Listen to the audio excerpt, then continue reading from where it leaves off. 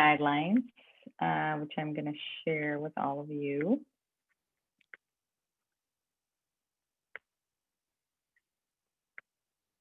So I just want to remind everyone that we will be recording the meeting. Ms. Matthews has been doing a great job of making sure to get out the Google form, so that way we're able to kind of line up questions that are on our mind. One thing I added from our since last meeting was just because some people come in late, and it's difficult sometimes to tell who you are, because you might say like, I don't know, like Pat's or Mike's iPhone or something like that. But I don't know who Pat or Mike are. And so I would ask that as you are logging in, that you give me a recognizable name, give me a last name at least, so that I'm able to tell who you are. And again, that's just a security measure that we're trying to take so that, you know, we don't have those Zoom bombers or whatever coming into our meetings. Please remain muted unless you are talking. And I think many of you have gotten very good about using the raise hand feature so that we can see when you've got a question. Please keep comments constructive. You know, it's a time where a lot of things are evolving, but we want to make sure that our meetings are, you know, moving us forward in a positive manner.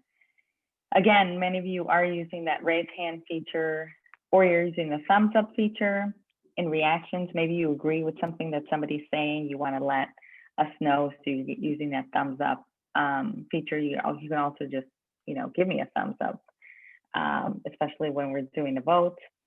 As just a reminder, these are our rules of the way in which we run our meeting. Only if you're on the PTO slate, you are able to bring a motion forward and second the motion. And then after that, after we've got that first and second done, then all meeting participants are able to vote on the measure. So those are just a review of our meeting guidelines. Second, I want to go to our, then I want to go to our meeting agenda, which really always starts off with calling the meeting to order. So if we could have, can I have a motion to start the meeting from a member of our PTO slate? Do I see a hand? Oh, Rupal, and I've got a second from Samantha. So meeting is now open. I want to start the meeting with giving a brief update of our what's happening in the President's Council, which very closely tends to mirror what's happening on the board.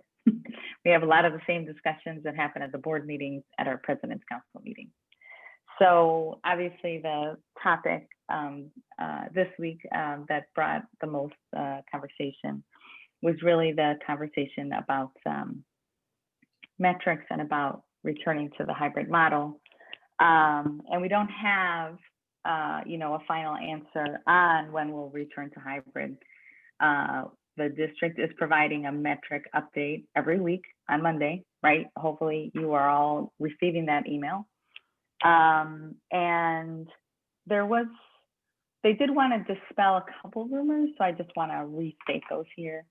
They did want people to know that there was a rumor going around that we would for sure not return before Martin Luther King Day, that somehow, somewhere, that decision had already been made. And there's no truth to that. Like there's not been a discussion that says like, oh yeah, we're definitely not going to return before then. It's a constant relook at the metrics. So that was one rumor that had been floating around. The other rumor that didn't necessarily have to do with the metrics, but apparently that had been getting some traction in social circles, was that Dr. Harris had been offered and accepted a position with Pritzker. And again, no merit to that rumor. You know, I don't know where it started or how it got to where it went, but there's no such such negotiation or agreement that has been made. So I think everyone is watching the metrics very closely. I know a lot of you log into to watch the school board meetings, which is very important at this time. And then they will be having a closed session meeting tomorrow, which they do on occasion to discuss the confidential issues. If you have feelings, thoughts, ideas about the metrics, which has been kind of the number one topic over the last couple board meetings, I would really encourage you to write to the board members and Dr. Harris. And if you go to varianceinstitute20.org and you click on our school board committee, you're actually able to email all of them, generate an email to all of them right off the school board website. And so, that's really the way to communicate your concerns or feedback or what have you. And I would encourage you to do that. We do have a number of school board members who are coming up for re-election. We actually have 4 seats on the school board that are coming up for re-election. And there's a process to get your name on the ballot if that is something that you're interested in doing. And that process starts about now because you really have to collect names, signatures, to get your name on the ballot it's some date in December. I myself have not looked, but if you go to the voting clerk's website, you'll be able to see the process by which you would go ahead and put yourself up for running for school board member. We also had a visit from Nate Rouse, who is our newly hired as of this school year director of equity and multicultural issues. For those of you who have not had a chance to hear Nate speak, or maybe you don't follow him on Twitter, or he's really he's a great guy, and I actually would like to invite him to a future PTO meeting. Probably not our December meeting, because we'll talk about what we're going to do in December here in a second, but probably in our January meeting, we'll be inviting Nate to just kind of tell us about what he's been doing, what are his plans, and if people want to get involved, how do they get involved with him, or kind of what is it really that he's in charge of, because it's a pretty big role, and he does a very good job of kind of explaining what his plan is. And I really think that it would be great for us to have a chance to meet him and to start interacting with him. He's very eager as well to want to get to meet people in every school community. And so the PTO, I think, would be a great way for him to do that. So we will be inviting him probably in the January meeting. We did speak briefly, and I said a question. Just really quickly, we do have a hand raised. Yes. Sorry, yes. You have your hand raised, and so I just wanted to see if there was a question. Yeah, can you hear me? Yes. Okay, thank you. So yeah, just quick question. Sorry to interrupt, Patty, and this might be maybe more for Mrs. Matthews, but I was just curious if I know that the board is going to be reconsidering metrics. Do you know if they're going to also maybe reconsider the way the hybrid is structured, or is that going to be, if we go back to hybrid, it is sort of what it was, or is there any discussion about maybe even restructuring that model? Yeah, I was just curious. That was one of the questions that came up in the Google form where people submitted questions to me. So if it's okay, I'm going to hold off on answering that, and we'll come to that when we come to my report. And of course, yes, thank you. Patty can finish her report from the President's Council. The kind of last question that came up was, there was a question, I think from some of the schools where parents were asking what was covered in the technology fee, because there are still some families that have not paid their school fees because they're kind of waiting to see the way that the school year went. And so there was a question as to what is covered in the tech fee. So I just want to answer that for anyone maybe in our school community who maybe has that question as well. So the technology fee covers the cost of, or in a broad sense, the rental and lease of the iPad, the cover, the charger, the insurance, the Apple Pen, and then it also goes towards the iPads and the one-to-one lease are renewed every 3 years. So it's kind of a rolling contract that is covered. So it does, I believe that they are leased materials. And so, it does help to cover the lease as well. And then, any additional kind of IT help and things like that kind of go along with supporting that one-to-one ratio for students. It does, the fees enable the one-to-one ratio. So, it really enables every student within the district to have their own school device. So that's kind of the official word from our tech team on kind of what is in there. There was brief discussion that we had about elections, and I know I had submitted a question to Ms. Matthews about election voting sites. And then there is also the school board, the Illinois Association of School Boards has a number of resolutions that they review in their November, they have like a November conference. And then based on if those motions are approved by, all of the school boards in the state, right, by a majority of the school boards in the state, then that board goes and tries to lobby with our Illinois state legislature to get laws passed that would enable these resolutions to occur. And I think Barrington, there was a resolution, or some school board is bringing forth a resolution to not have schools be voting sites, right? It's not a law that they can't be voting sites. And so, but there is a resolution that has been brought forward by a school board in Illinois to work with to have the IASB work with our state legislators to make it a law. And the first step is that has to be approved by a majority of school boards in Illinois. And so that the one thing we know is that our Barrington School Board is in favor of that resolution. And so, this is something that is a process, takes time, but that first step has already been taken. A school board in Illinois has made the motion to, get that going forward. Our school board is in favor of that motion, and we'll kind of wait to see what happens. Hopefully it will be approved in the November conference of the IASB. And then I'll ask Ms. Matthews to talk about the spring elections in her update. And that was really it. We talked really briefly about what other PTOs are doing in terms of kind of like activities, and everyone's kind of in the same spot, to be quite honest, in terms of very limited fundraising opportunities, a lot of dine outs.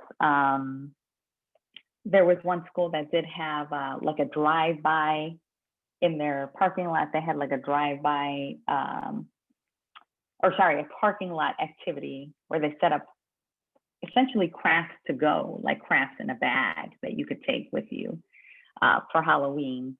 But because, students and families are not allowed to congregate, it was really kind of like go to each station and pick up a bag and then, kind of make your way out within about a half hour. So it's something we'll have to take a look at as an exec board about whether or not we want to do something like that.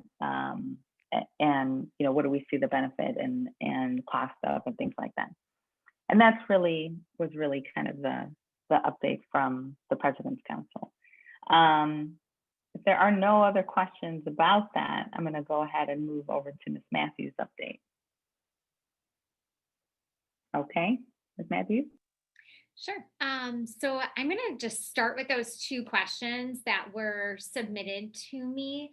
The very first one was about the election and whether or not, our building was used in this past election last week. And whether or not it would be used in the future. And up until 2 years ago, our building was an election site, and the polling place for that precinct was moved because of safety concerns of having the election going on during the school day.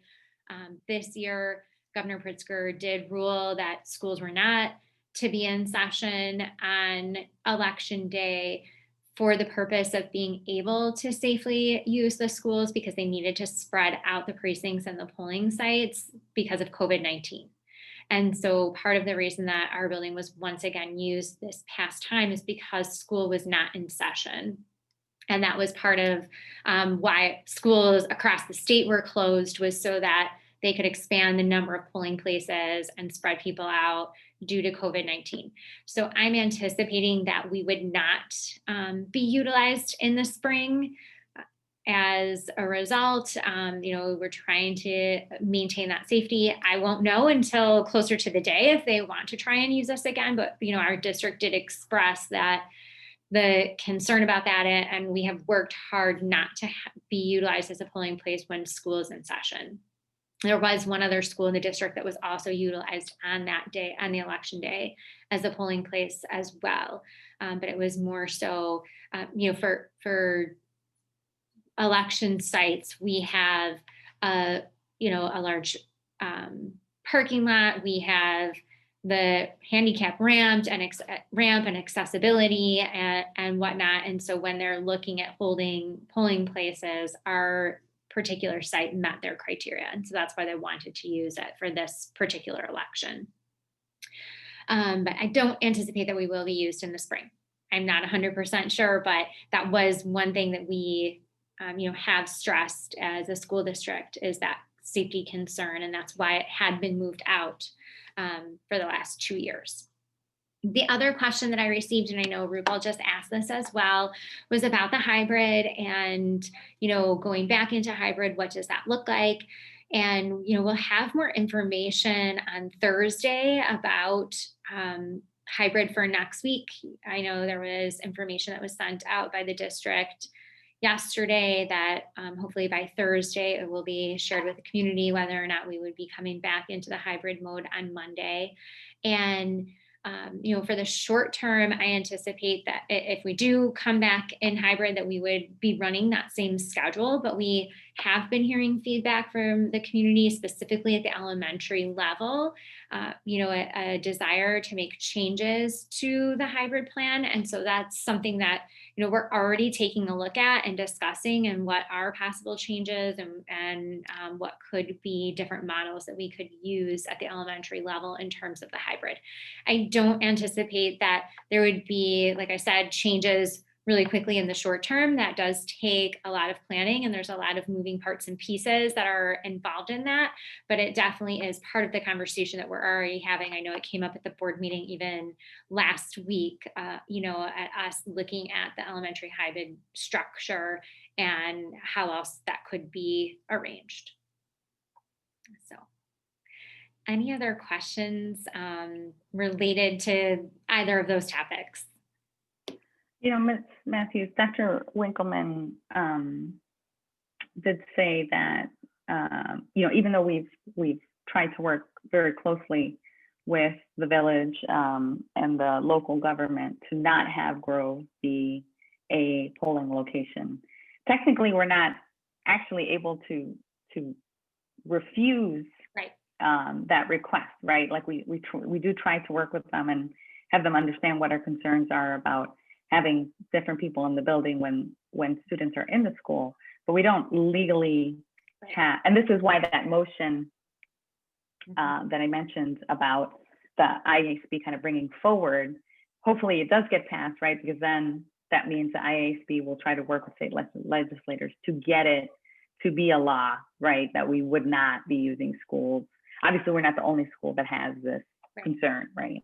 And that's why I said I can't promise 100% that we wouldn't be utilized in the spring. I'm not anticipating it, but I can't say 100% because we don't get to necessarily, control that decision or say no to that, right?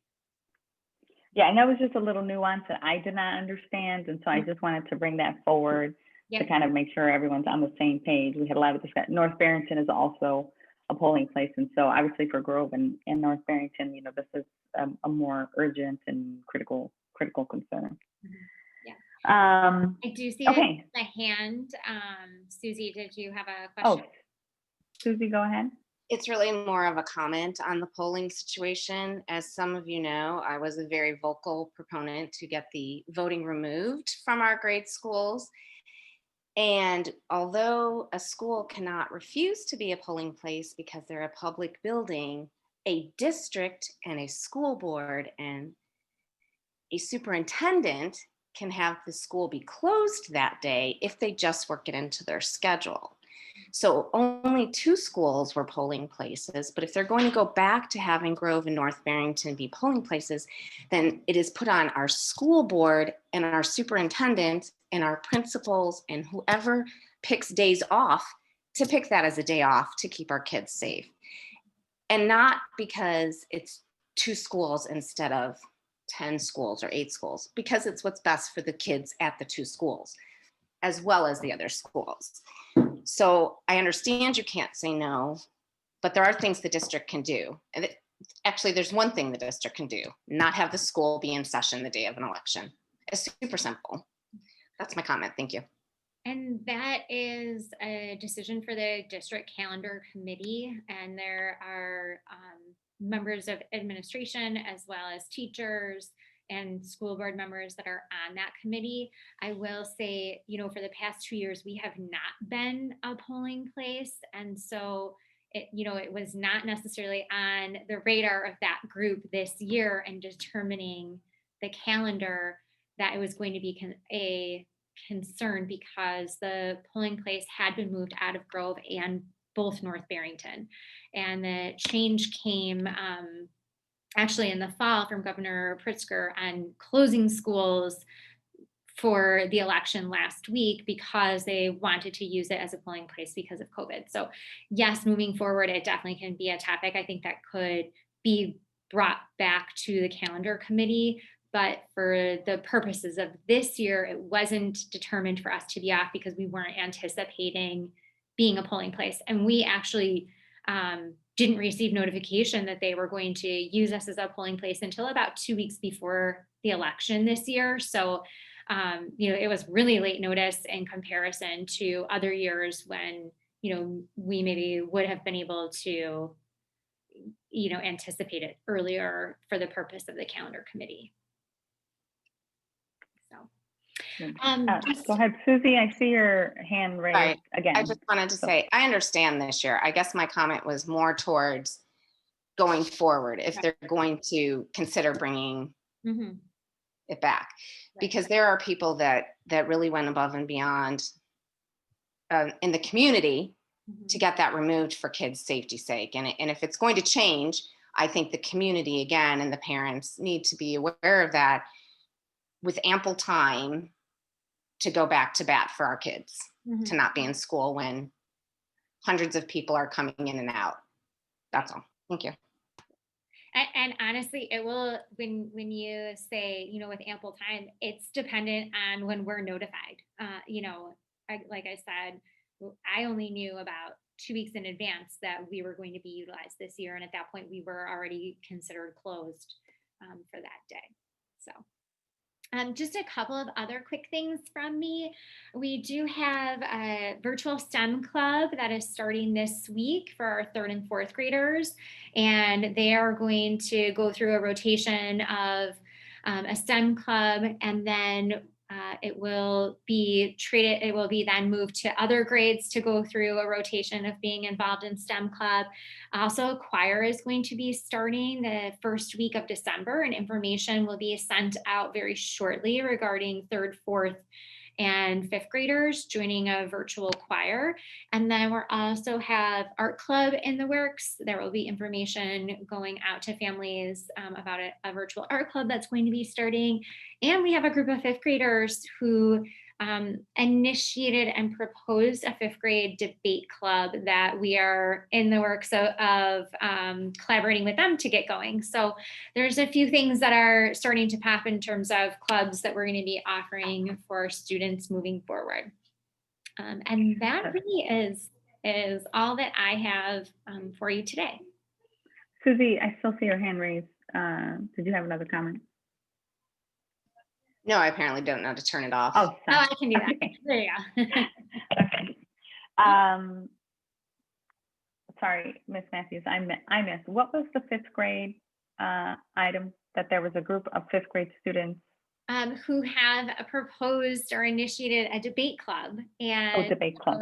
they actually even asked a staff member to sponsor them or to be their, kind of liaison. That person has already agreed, and so we are in the planning process of starting that group with our fifth graders.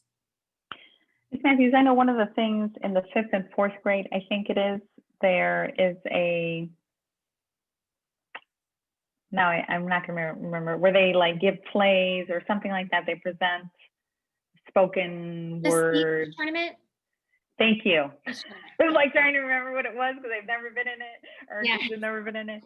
So is that still something that's gonna happen in the district this year? Yes, speech tournament plans are in the works. It will be different, obviously, than previous years. I anticipate that it will be virtual, but at the district level, we do have the teacher sponsors. Actually, one of our staff members here at Grove, Mr. Berquist, is one of the chairs for that for the district, and they're already working on that. So I anticipate that information will be shared very soon, because usually it comes out, I think, in December, and then students can start prepping for the speech tournament that then happens in the beginning of February, I believe. Okay. So, yeah. Thanks. I'm just trying to keep track of all the things that are going on. Okay. Any other questions for Ms. Matthews, or Ms. Matthews, were there any other questions submitted? Nope, those were the only two that I had that were I'm submitted. going to go ahead and admit this person. I think it might be Kristen, because I think she keeps getting Okay. out. So I was thinking this. Okay. All right. So, Mr. Walcott, do we have an update from teachers? And I do have a question for teachers as well. Okay, maybe take your question first. So as the PTO and room parent coordinators, we want to know what was the feedback on the Halloween parties. Well, I mean, that was one of my agenda items today to share. And so I do have two. And so first of all, a huge thank you and a round of applause for the dinners that were provided during the conferences, and also for the organizing of the virtual Halloween parties. My understanding, the feedback I got from teachers was that it was wonderful. I did specifically hear from one of the teachers saying, we are deeply grateful for the support during the virtual Halloween parties. And so that's the feedback that I have received. I haven't heard back from all of the teachers, but I think from some of them, it was very positive. Excellent. We did have some discussion in our exec board about the December meeting, because, you have in the younger grades, right, in the kindergarten and first grade, you tend to have more than one parent volunteer sign up. But in the, as you approach fourth and fifth grade, it tends to be like one parent. And especially because we are virtual now, there was, obviously some parents, felt like, oh, it kind of all landed on them. And so one of the things, and I haven't done it yet because I wanted to have this discussion here in the PTO, like for example, in my kids' parties, they hired a magician. The room parents hired a magician. So they hired a magician, and the magician was like a half-hour show, of like a 45-minute party. So it was very nice, right? I mean, for those room parents, and very nice for the students and the teachers, got to enjoy the magic show as well. Because, a bulk of the planning, right, was really all about just making sure that the magician was paid and the Zoom call was all on and things like that. So for the holiday party, I'm definitely going to make a recommendation to room parents, to maybe consider hiring like kind of outside talent or whatever, But then additionally, there was some thoughts about maybe we could join, like let's say all the kindergarten parents, join together, or all the, third grade parents join together. And then at least part of the party, would be like like maybe we would ask Miss Matthews, or the kindergarten parents would ask Miss Matthews to do a Christmas read aloud, for like the first 15 minutes or first 10 minutes or whatever. And then Miss Corey, would be asked for like second grade to do, or fourth grade to do like a Mad Libs or a Christmas Mad Libs or something like that.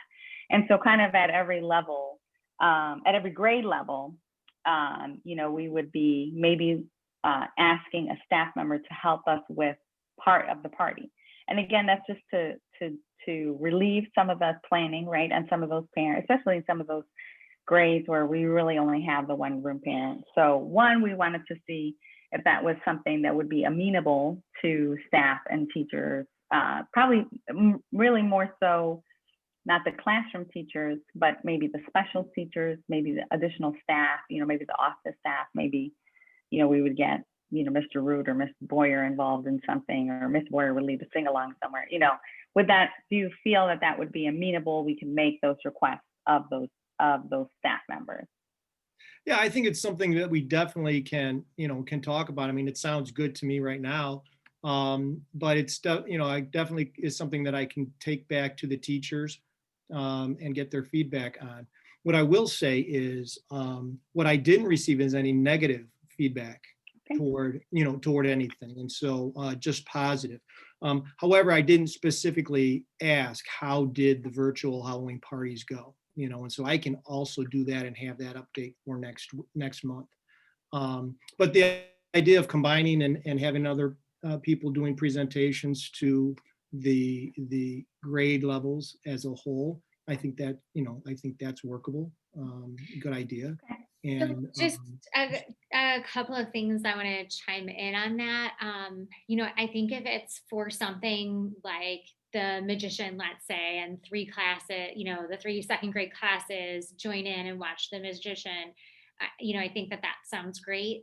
However, I think if it's something that we want students to be interactive in, that having them in their own classes just for the purpose of having smaller groups for the engagement and the interaction and managing that with students, I think is more doable than if you're going to have 80 kids on a Zoom call and trying to manage 80 kids interacting. So, that would just be one caution that I would have is, I think putting, all classes in a grade level together, it's dependent on what is the activity and what's the expectation of the students and whatnot. And then just the other piece of that I'm wondering too is, if 45 minutes is too long, do we consider maybe reducing the amount of time to 30 minutes? That way we're not trying to just fill time for the sake of filling time, that we say, okay, we're gonna have 30 minutes where we have some really great things planned that are going to engage students, for that entire time. Right. I think the time frame is going to be important. And so we keep it to a certain amount of time. I think that's one of the feedbacks that we would get from the teachers, is here's the start time and here's the stop time, I'm going to still instruction going on up until that class party also. Yeah. And I know with the Halloween party, there was a little bit more time, right? It really did end up probably being about an hour, because the teachers gave, about 10 to 15 minutes for kids to get into their costumes, right? So I guess the time away from instruction would have been about an hour really for the Halloween party. And I know right now, it's all about instruction time, right? It's all about trying to maximize that instruction time. It's one of the big concerns with the hybrid model is, that face time that you get with the teacher. And we certainly want to be, wanting to maximize that as much as we can. So I'm thinking that maybe for the holiday party, to try to kind of maximize the instruction time, also just trying to give some relief, again, from some of the feedback that we did get from parents of like, trying to figure out what to do with the kids for 30 minutes, for 45 minutes, was difficult for some, especially when you only had that one room parent. Can I bring a motion forward? Can I bring a motion forward to bring the holiday party to a 30-minute party? Can I get somebody to bring that forward? I need a hand raised. Anybody? Matt's like looking very concerned. Matt, can I get a second on that? And Rupal? And then can we just take a quick vote on it? And so everyone can vote on this one. Is give me a thumbs up if you think we should move. Now that I see, we actually don't have enough people from the slate to move this motion forward. What I can do is I can bring, technically, I'm trying to think, like, technically this is not necessarily we don't have a hard and fast rule around the time of the parties. I think if we have now I think I have to bring this to an e-vote just to make sure that we're hearing from everyone on the slate on this one to move that holiday to 30 minutes. I think we're bringing it forward as kind of based on our discussion. I'm going to go ahead and bring that to an e-vote, and then Ms. Matthews just copy you on that so you can see that. Does that sound all right? And then we'll get Mr. Walcott to let the teachers know that schedule for the December meeting.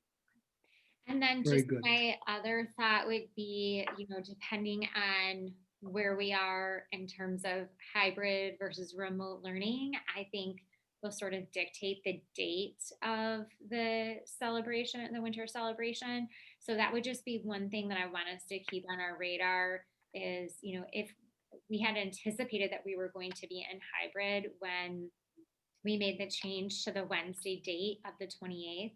And that was the purpose of, not having one group B, miss out on instructional time versus group A, with the way that the hybrid was set up. And so once again, I think that if we were in hybrid, that probably a Wednesday would be a good day for us to do the party. If we're still in full remote, then that, last day before we, leave for winter break, I think would be a good day for us to do it. So I just think, unfortunately, we might still be in a little bit of limbo about that, and we may have an answer soon as to what that might be, but I just wanted to put that on the radar of the PTO as well. And then somebody who's much better at like looking at the district calendar, do we know what the current last day is prior to winter break starting? It's the Tuesday before Christmas. The 22nd. It's the Tuesday before. Okay. Tuesday the 22nd. Yes. Okay. Thank you. Mm-hmm. Okay. So I'll bring that to a vote, and then Ms. Matthews, we also had that same discussion about in our exec board about like maybe having so many students would not work very well. For example, like maybe a kindergarten, you really do need those classrooms with breakouts because again, that attention span isn't there. And so our intention was really to bring it forward as a set of recommendations. Hey, if you're in 5th grade and you've only got one room parent per room, maybe the best thing for 5th grade is to, join forces as pairs or trios of classrooms. Maybe in kindergarten, it really is, hey, everyone should have their own party. And then, we have Ms. Matthews do a read aloud in one classroom first, and then the next 10 minutes is, she goes to a different classroom, and things like that. Mm-hmm. So it's really we're not dictating that classrooms do get together. We're saying is, hey, if you're struggling, here's a way in which you can move forward. I think I don't see any reason why the 30 minutes won't work. And so I do think that that will probably move forward. And I think that will be a help as well to room parents. So thank you. I do see one more question, Rupal. Yeah, just a quick question. So I'm just curious, the grade that hired the magician, is that funding coming from like the party fund for the classroom, or was that just the parents pitched in, or how did they handle that? I'm just curious. Yeah, that was just ended up being parent donation. So in those 2 classrooms, we didn't do like a treat bag, we just were like, hey, we're going to ask parents for donations. They're going to go towards, the kind of the cost of entertainment. Okay. And it didn't come from PTO. It came from just like, are their parents willing to donate towards this? Yeah. Okay, because I wasn't sure, like, I'm always a little cautious about asking parents to pitch money in, because I know some can and some can't, and you don't want people to feel bad. So I guess then it is okay if we did need to ask parents if we wanted to do something like that? Yes, yeah, and Okay. we certainly do encourage our parents, to use the sign of genius. This was also between two classrooms. I think it was Okay. done between two classrooms in fourth grade and then two classrooms in fifth grade. So, the burden was not as Okay. taxing on everyone. Sure. Okay. So yes, but yes, you are Okay. completely able to do that. Okay. Thank you. Thanks. Yeah, and it would always be, voluntary if people wanted to do it, and I think if you don't have enough to contribute, then it would just be, okay, we're going to come up with something else,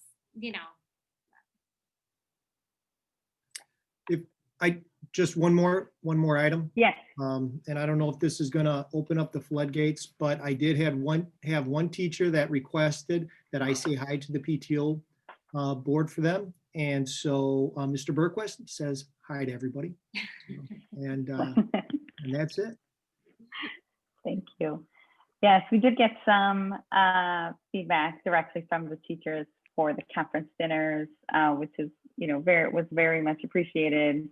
And of course, we're looking, always looking for ideas for different things that we could do with the conference dinners and trying to be safe, trying to do things. We did things a little differently this year, that we didn't have parents, donating food, but instead we had them donating towards the cost. So that way the teachers were able to have individually designated food during the conference dinners.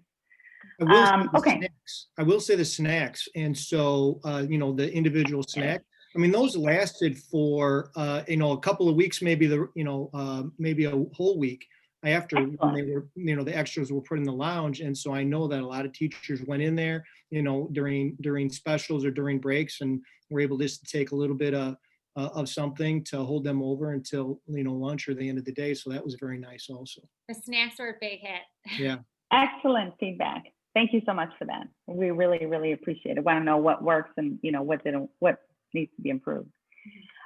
Okay, so then that really takes us into kind of our individual chair updates.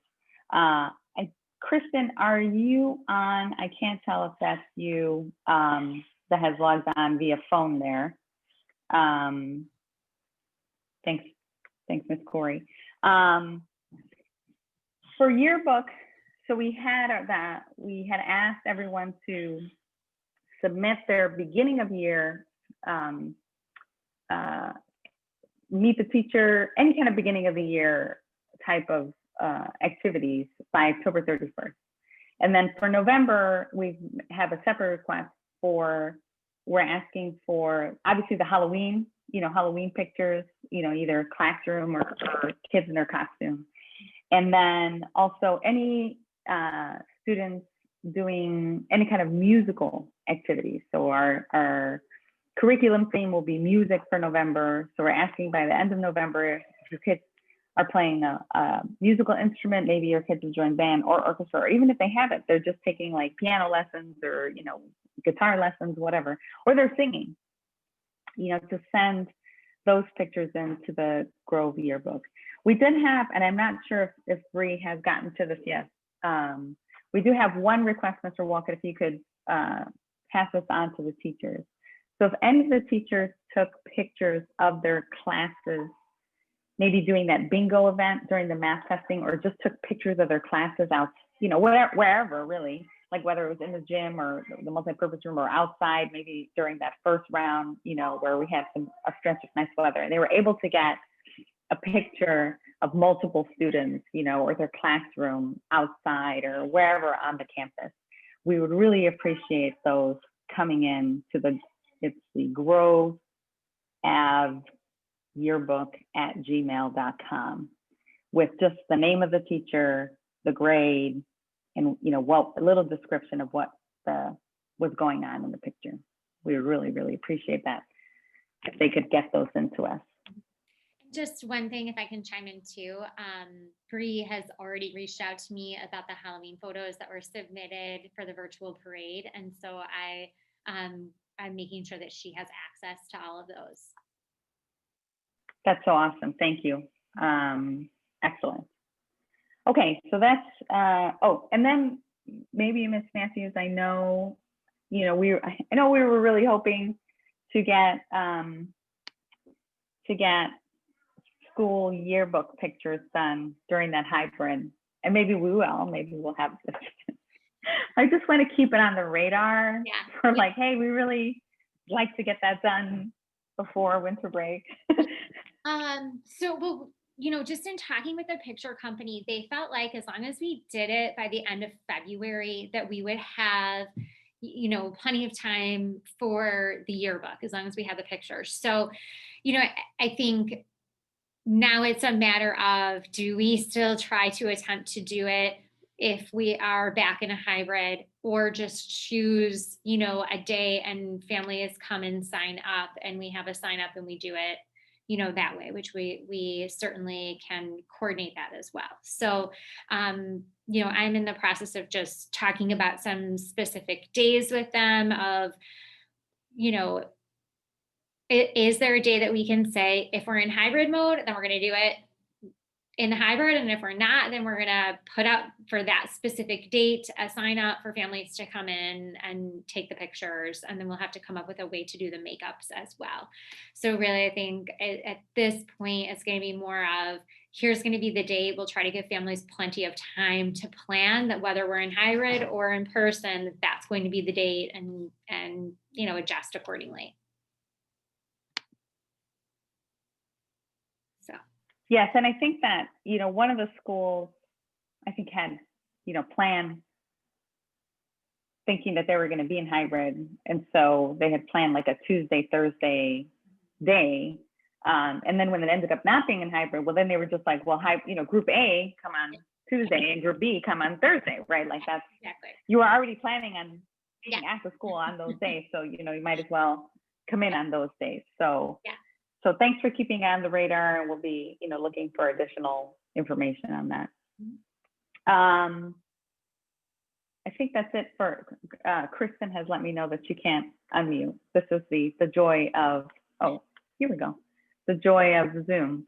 Oh, I see Kristen, I see the playroom. So I think that's it for Kristen. Oh, no, sorry. Before Kristen joins us. Oh, there she is. So I did for Kristen, I do want to say she sent out the minutes, the October minutes from last month. So can I get a motion to approve the minutes as written? Can I get a first here? I get Matt, and then can I get a second? I get Rupal. Thank you. Thank you. All right. So minutes are approved. October minutes are approved as written. Excellent. All right. And then Marina, really the update was really on the conference centers. I think we got our update from the teachers, right? So great work by Marina and Kyla in pulling that together and getting it to the school and getting everything coordinated. I think Kyla had that fantastic idea about the snacks and making sure that the teachers had plenty to kind of keep them energized and keep them going. So that was a fantastic idea. Anything else, Marina, on that? No, that's it. I mean, it went really well, and I'm happy to hear the teachers enjoyed it. And that's all. And thanks to all the parents who donated. Yes. Yes, big thank you, Sam. Okay, and then Georgia is unable to join us this morning, but we did complete our virtual book fair. One of the things with the virtual book fair is that we really only have the option of getting the Scholastic dollars from that. So we have some additional Scholastic dollars coming from the close of that. I think it's around like $560 or something like that, Scholastic dollars coming in from that. And then, one of the things that Ms. Matthews and I and the exec board talked about is trying to use some of the Scholastic dollars for maybe some virtual author visits. And we're taking a look at the school calendar. Ms. Vanek is taking a look at that, and then what authors are available to try to find age appropriate and content appropriate selections for the grades that would be meaningful to the school. Supplemental fundraising. I know Megan just sent out the information, or we recently sent out the information about how to join on Amazon. We're asking people to continue to do that, especially, as everyone's just getting deliveries now made to their homes of, things. We're starting the buying season, I think. So hopefully everyone has Grove Avenue PTO selected as their recipient. And then Megan will be sending out some information about gift cards. Those will be coming up. Everyone's thinking about ways to appreciate, many members of the staff and other people in your life with gift cards. And so that would be an opportunity for us to do some additional fundraising there as well.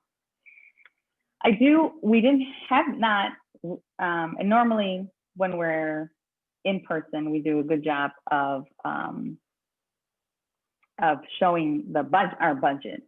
And so we haven't really done that in a few months. And so I want to take the opportunity to share that really briefly. Not that we've got a lot going on money-wise, but we do have some membership dues that have come in. As I said, we do with some of the supplementary fundraising that we get. We do have some money coming in. From Amazon. We have the Heinen's check came in at the beginning of the year.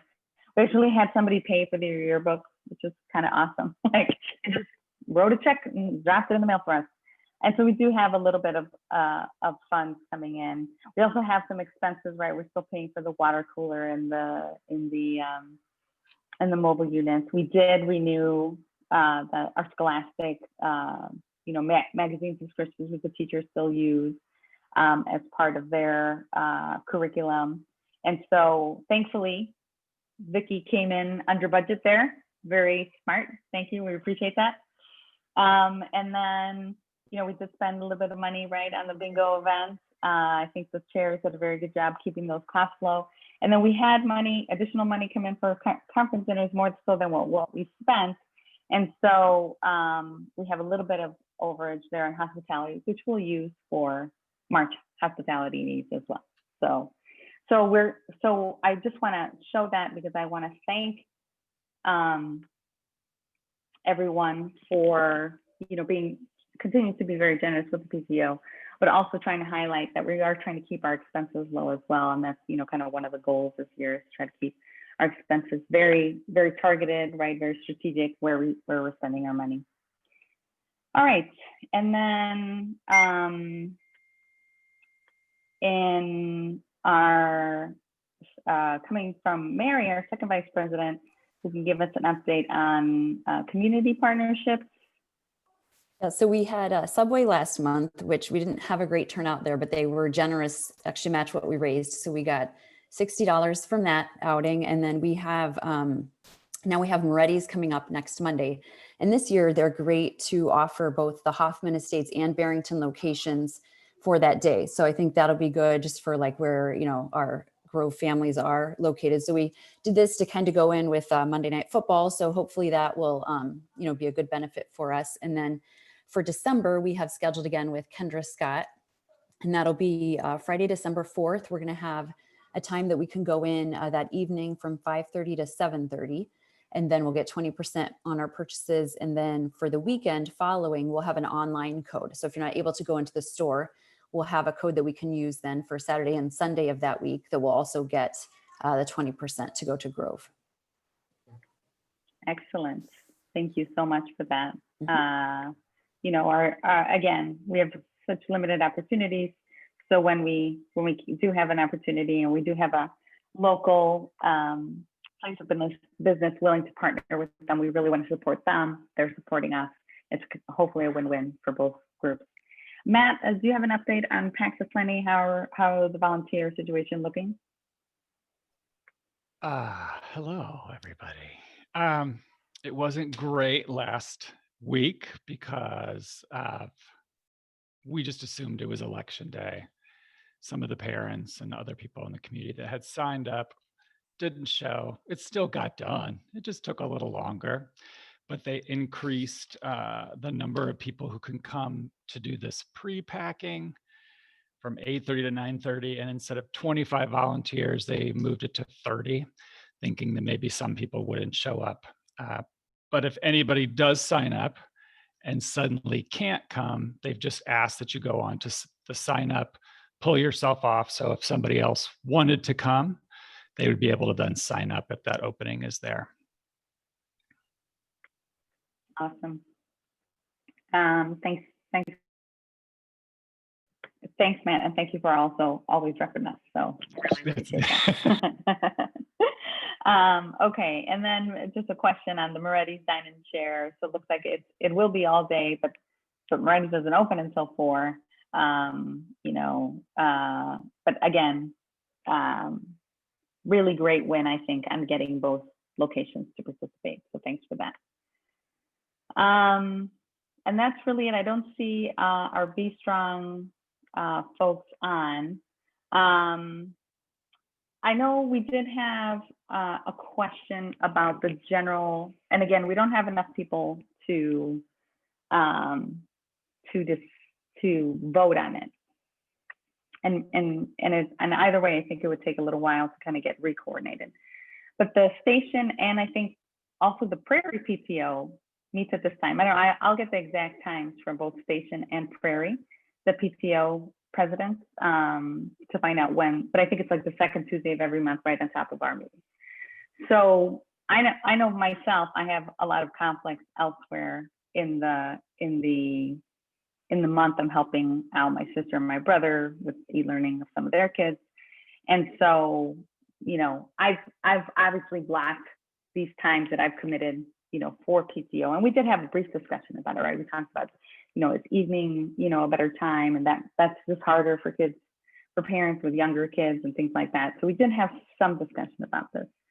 I was trying to think of additional solutions that we might be able to put to this. One of my thoughts is maybe we could keep it on the second Tuesday, but maybe start earlier, right? Maybe we could, if there was a way for us to start maybe at 8:30. And I don't know, Ms. Matthews and Mr. Wonka, if that would work with you, but also with the hybrid schedule, I was trying to also think about that hybrid elementary schedule. Maybe it would be nice to back off of that, if we're still in that kind of 8 to 10:30 timeframe. Maybe it would be nicer to start at 8:30, try to get done by 10, so that, then parents are able to go and pick up their kids, from the hybrid schedule. And then it doesn't, we may still have a little bit of overlap, but it would allow some of our parents that have the middle schoolers to at least attend part of the meeting, part of the elementary meeting and part of the middle school meeting. And so I'm going to ask Marina and Rupal here, who are both middle school parents, would that be something that could be amenable? Because I think trying to find a different day in the month for us, at least as an exec board, was very tricky. Well, my question is, I don't have younger kids, so isn't it harder for parents to be on the meeting if their kids are trying to do the Zooms, because don't they have to help them? So moving our meeting, wouldn't that just create more conflict for them anyway, or not help them? Because middle schoolers are independent. So, well, for the most part, I don't know. So, wouldn't it be easier? I guess I'm trying to be nice, but wouldn't it be easier for the middle school people to move their meetings? Well, except that I think that the difficulty is that you're asking both middle schools to move their meetings, because I think both Station and Prairie have their meetings Tuesdays at like 9 or 9-ish or whatever. So I just was like throwing out, I don't know, parents, I feel like parents, it's hard for them to come to these meetings anyway, because they have kids trying to study. So to confirm, Patty, the Prairie meeting is, I'm doing double duty. They just ended. So I'm always like, I'm afraid I'm going to press the wrong button, but it's hard to listen in on both. I mean, you can kind of figure out, but it is. So Prairie does meet on the second Tuesday between the same time we do at 9:15. My only thought, and I know everyone's got other commitments, but since Tuesdays seem to work from a school standpoint with our school staff, if we could shift it instead of the second Tuesday, maybe the third Tuesday, just shift it, that shift alone, still keep the same time, would easily resolve that problem. I'm not sure when the station, I'm not sure when the station, this is exactly what happens. I'm not sure when the station meetings are. So we just have to get confirmation that that wouldn't conflict with them. And if our board was good with Tuesdays, I know sometimes it's just hard to find the right day of the week and time. I think Tuesdays at this time has always traditionally been good for everybody, for several years now. So I think if we just shifted to a different Tuesday, that might easily resolve the problem as long as it works for everyone else. Let me do this. I'm going to take it back to our exec board again. And, those are really, obviously the exec board, we want the majority of the exec board to be able to make it, right? Myself, right? You want me to be able to make it to the meeting, and I have difficulty with other stuff during the month. So, but then additionally, and I just want to restate for everyone, it's a difficult time. We have a couple of our board members who aren't able to make it today because, it's just been a hard day for them. And, they're with their teacher, it's, you're trying to coordinate a lot of different calendars, sometimes different family calendars, sometimes staff calendars. And so, we do have a couple of board members who are unable to join us just because of technical difficulties that they're having in their home, and also, that need that their kids have, that they really need them by their side. And so we're all trying to do, I just want to restate that we're all trying to do the best that we possibly can. We did discuss this in May. Usually in May is when we just figure out when we're going to have our meetings for the school year. I think we're trying to be cognizant of other needs of our parents, and really appreciate Rupal always making an effort to come to our meetings. We're going to talk about it again. I doubt it's going to happen before the next meeting, but maybe we would take a look at the second half of the year and seeing if we could make any changes there. So we'll talk about it again, exec board. We'll talk about it with Ms. Matthews, Mr. Walcott. Obviously, we always want them here as well. So we want to work with schedules where, the key people that are giving the updates are, for the majority, going to be able to be present. So we'll talk about it at our next board meeting. I think December is going to stay exactly where it is. And then we'll try to see if we can make a change in the second semester. I'll get the information from Station and Prairie and just kind of see if we can work something out, okay? But I appreciate that the input and the feedback. I'm not a middle school parent yet, and so, I don't have that insight always into what's going on. So I appreciate everyone's feedback on that. All right, so that's where we're going to kind of leave that. We don't have enough people to bring a motion forward, bring that to a vote. And unless there's another update, I don't have another, any other topics. So can I have a motion? Are there any other questions? Let me just do a quick check. All right, can I have a motion to close meeting? And I'm going to look at the same two people, Matt and Rupal, because you're both on the slide. Oh, Samantha has moved that forward. So Samantha, first from Samantha and second from Michelle. Way to bring it out, guys. Way to bring it out, guys. All right. I really appreciate it. Thank you, everyone. We'll see you next month in just the second week of December. And our December meeting is normally like a luncheon. So we're going to have less business and maybe hopefully a little bit more fun activity next time. All right. Thanks, everyone. See you next month. Thank you. Have a great day. Thanks. Thanks.